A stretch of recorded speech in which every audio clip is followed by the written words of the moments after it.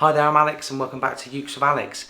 This is the ukulele channel where we have guests and we try and review and learn as much as we can about the ukulele and ukulele culture along the way. And occasionally I get a new instrument, I get all excited and I flex about it in a YouTube video. And that's what's happening today because the ukulele in question is something that I've actually had my eye on for 6 years. The instrument was originally built by Pete Howlett, it's behind me there, and was purchased and built for Rob, the owner of the Southern Ukulele Store, my boss. And I remember when it was delivered and Pete handed it over to Rob, I remember the first time Rob strummed it thinking, God, you know, if I could ever afford an instrument like that, that would be the baritone I would get. And many years have passed since then, you know, a lot happens in 6 years. And I've owned 2 baritones along the way. And I would say that it's very easy for me to kind of narrow down my favourite baritones. So for anybody looking for my kind of unbiased own thoughts on baritones, I think that Ukuleles make the best factory baritones in the world.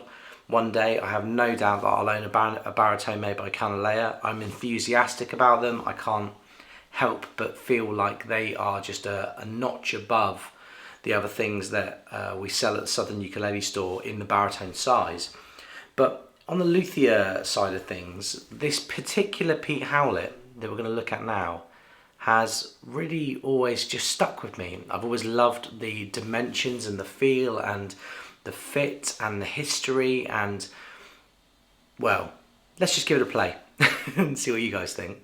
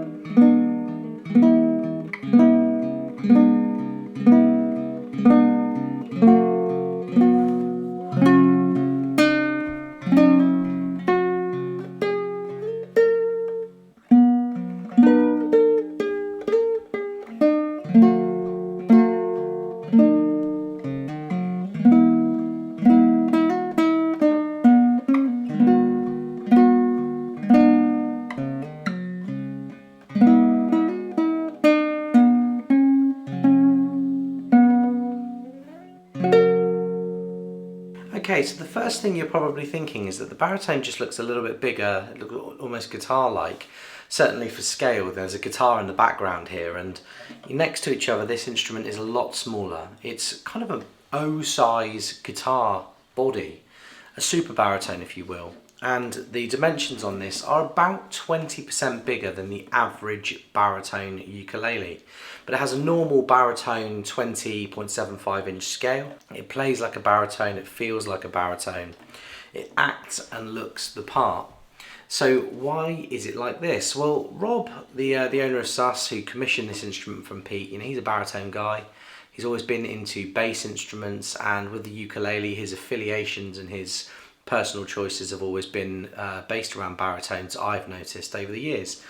And Pete had made several sunburst and kind of cherry sunburst instruments and shown them off at the Cheltenham Ukulele Festival of Great Britain over the years, and I believe that that's where this commission came in. Rob saw something he built and said, I'd love something that looked like that but had the richness of the biggest, most bold, beautiful, bombastic bastard baritone in the world ever, and that's what happened. And Pete's own history, you know, I've learned over the years, you know, Pete spent many years, you know, as a player, really into the Delta blues, no doubt that kind of Robert Johnson-esque 1920s Gibson thing, where guitars were short and they were kind of squashed compared to what we know from acoustic guitars now. And tenor guitars were very popular at that kind of time in history too.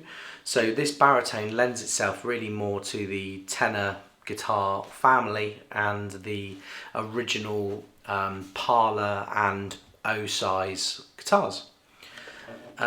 Scale length wise, as I say, it's a normal baritone scale, but it does have a pin bridge, much like a ukulele would have a pin bridge. It's an ebony bridge, an ebony fingerboard with normal traditional white mother of pearl dots. You have the Snowden logo, which the Snowden kind of peak, which represents where Pete makes his instruments, his area, and many of his instruments. This has been a bit of a calling card over the years. And I really like these Goto open back tuners. They have the white buttons, which anybody that follows me and the videos I do for Southern Ukulele Store knows I just love a white button, like a really high quality plastic or baker-like material. For me, that just reminds me of the guitars and the ukuleles from the period in time that I have the most affiliation with, so I love them. And these tuners, if you can get a set, I really recommend them. It's one of the best ukulele tuners I've ever actually come across, and it's just an open back Goto tuner. The cogs on them are just really fat and really kind of, they're aggressive. They're like, we will stay in tune.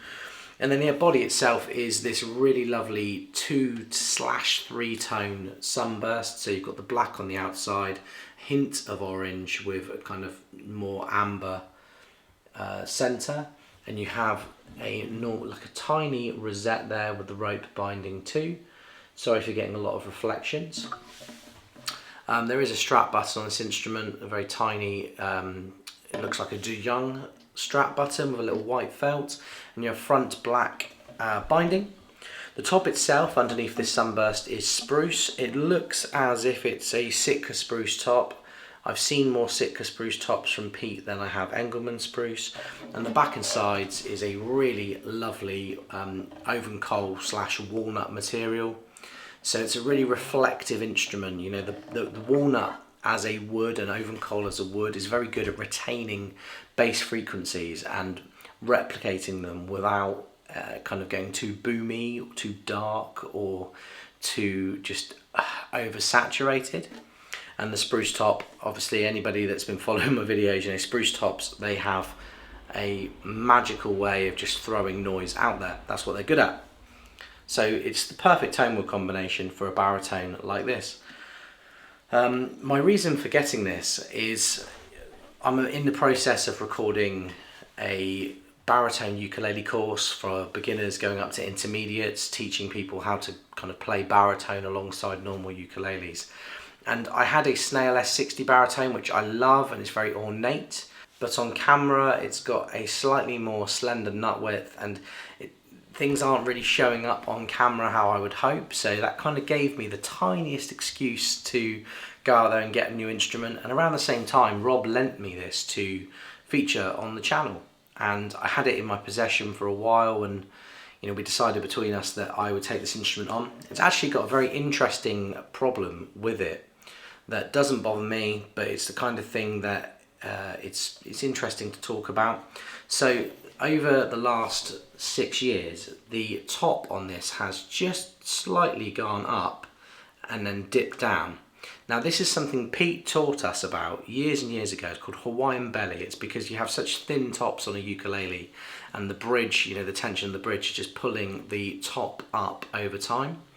And the downside to this is that it's meant that the instrument has to have quite a high action. But I've talked about this with Pete and Rob since having the instrument, and Pete's really keen to actually look at this and film and document how to fix this kind of problem and talk about how instruments change over time. And yeah, that's something that we're looking forward to doing together in the next few months as well. You have a gloss finish with a satin mahogany neck. String wise, I'm experimenting at the moment with my kind of rotor sound strings that I've put together. So I've actually just put together a baritone set, so that's what you're hearing for this video, and so far so good. Yeah, I'm going to give it another play for you now, and I really hope you dig this instrument, and I look forward to showing you it on the baritone course towards the end of 2021.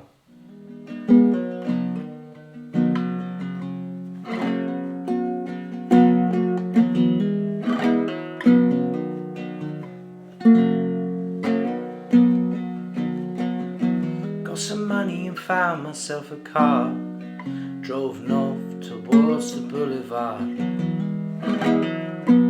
on my own. Poor Simon and his friend singing something about Mrs. Robinson on the radio. I'm going north, I'm going north.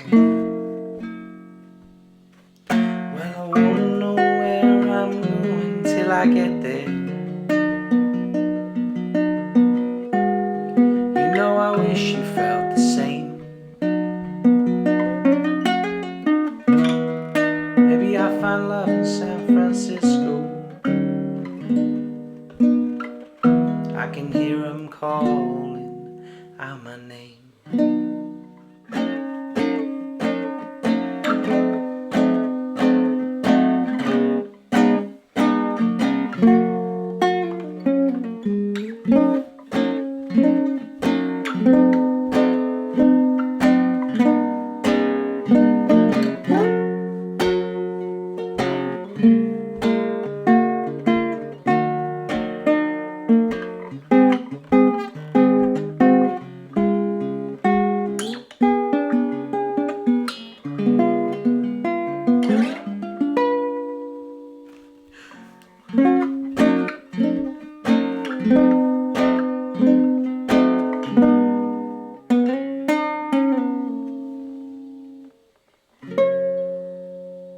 Well, there you have it, folks. We've looked at the Pete Howlett baritone from 2015.